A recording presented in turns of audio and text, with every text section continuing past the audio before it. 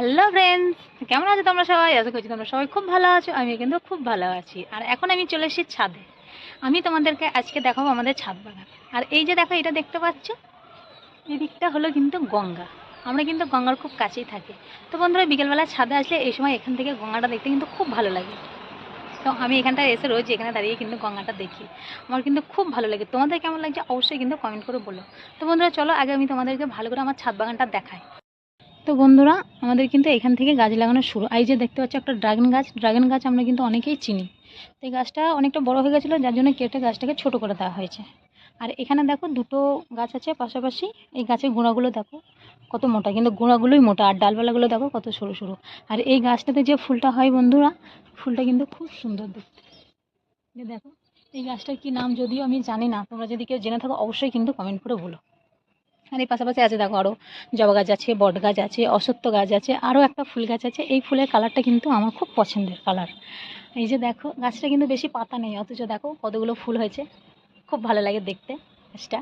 আর এখানেও দেখো আছে। এখানে কিন্তু বন্ধুরা এই যে এটা দেখতে পাচ্ছ, এটাও কিন্তু একটা জবা গাছ, এটাও একটা জবা গাছ। তো ওই যে দেখলে ওটাও একটা জবা গাছ। এখানে যে তিনটে জবা গাছ আছে বন্ধুরা, তিনটে জবা গাছে কিন্তু 3 রকম জবা ফুল হয়।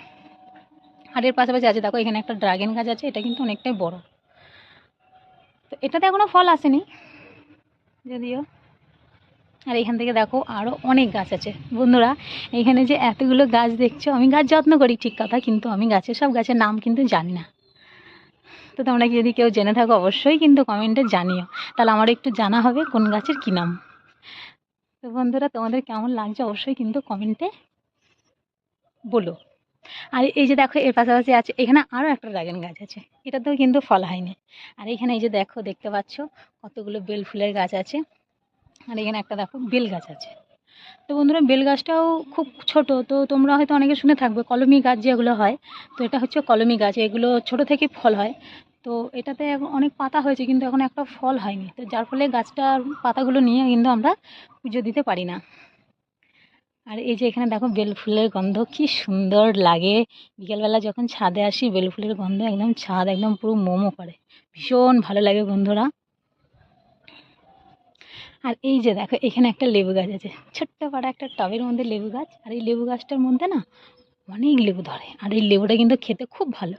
এখানে আছে দেখো শুধু গোলাপ গাছ। তো এখানে কিন্তু অনেক রকমের গোলাপ আছে, সাদা, গোলাপি, হলুদ, লাল, অনেকগুলো কিন্তু এখানে গোলাপ গাছ আছে। তো বন্ধুরা, এর পাশাপাশি আছে দেখো, এখানে একটা পুদিনা পাতা। এই পুদিনা পাতাটা যখন আমি হাত দিই না, কি সুন্দর গন্ধ, মানে এই পুদিনা পাতাটা টাচ করলেই কিন্তু গন্ধ ছড়ায়। খুব ভালো লাগে আমার গন্ধটা। আমি যখনই ছাদে গাছে জল দিতে আসি তখনই কিন্তু আমি পাতাটাকে টাচ করি আর গন্ধটা শুকি, আমার খুব ভালো লাগে। এখানেও আছে আর একটা গোলাপ গাছ।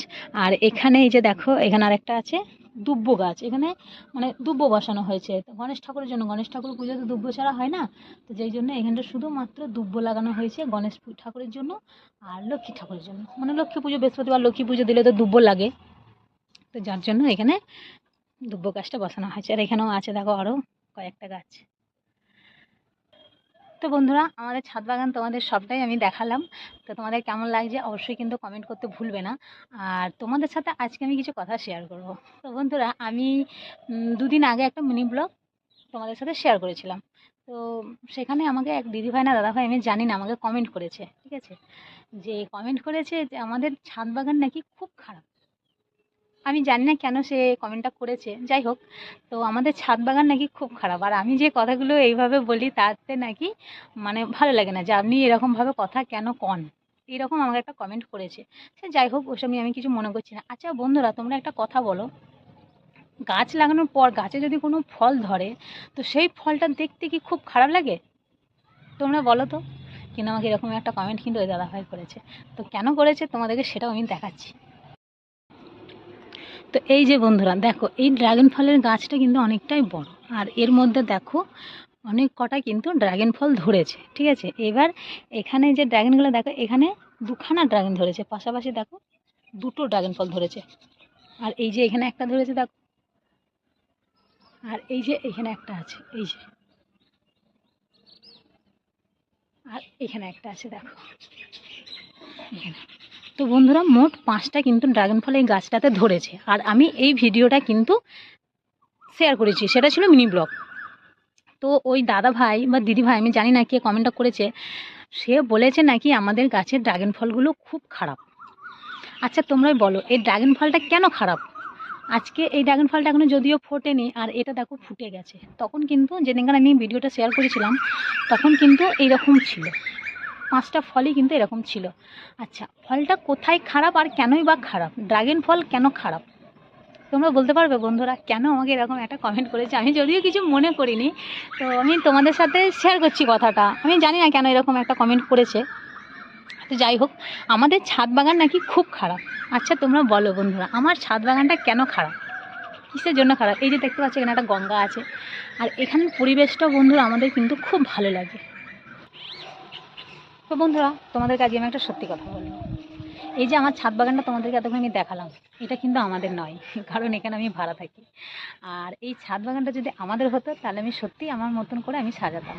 ভাড়া বাড়ির জীবন বন্ধুরা, বুঝতেই পারছো, আজ এখানে তো কাল ওখানে, নিজের মতন করে সাজাতে ইচ্ছে করলেও কিন্তু পারবো না। আর আমাদের এখানকার পরিবেশটা খুবই ভালো বন্ধুরা, এখানে আমরা থাকি, আমাদের ভালো লাগে। কার কেমন লাগে আমি জানি না, কিন্তু আমাদের খুব ভালো লাগে। আর ভালো তো লাগিয়ে নিতেই হবে, কারণ ভাড়া বাড়ির জীবন, যখন যেখানে যাব, যার ভাগ্য যখন যেখানে নিয়ে যাবে তাকে তো সেইখানে মানিয়ে নিয়ে থাকতে হবে, তাই না? এরকম জীবনযাপন আমাদের জানি না কবে শেষ হবে।